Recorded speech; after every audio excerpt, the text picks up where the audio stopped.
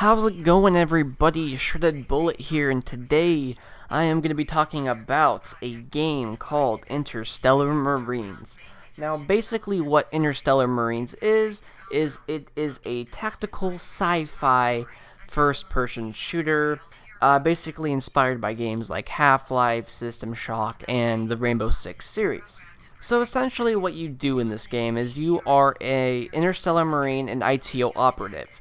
And basically, at first, you go on training missions, but then you go on real missions eventually. Although currently in the game's early access state, there is only training missions available.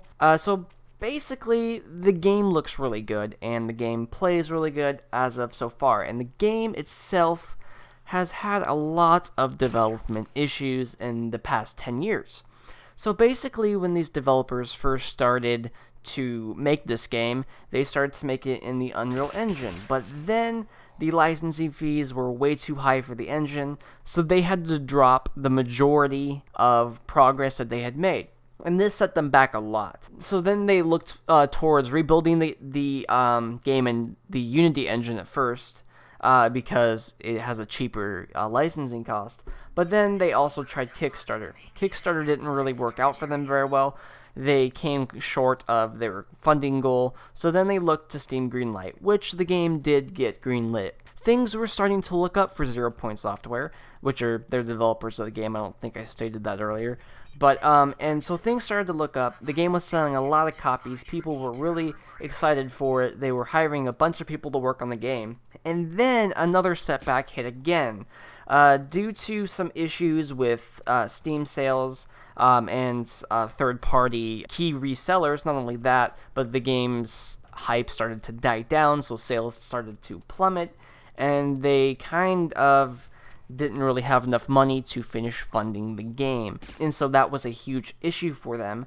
So they had to lay off a bunch of developers and coders and artists and designers and all of that. And so now it's just down to a team of a couple people. They're not really doing much, and they're currently looking for a publisher. I really hope this game and this game team finds a publisher. I really would love to see this game be finished. The game has a ton of potential. The game's early access version has sold a lot of copies, so obviously there are people who do want this game.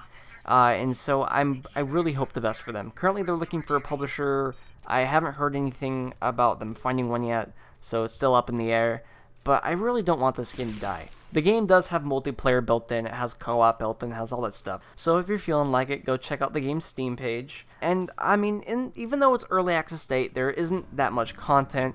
It's still fun to play with friends for a little while, and it's also good to support a developer who's kind of struggling just to make their way and make their game how they want to make it.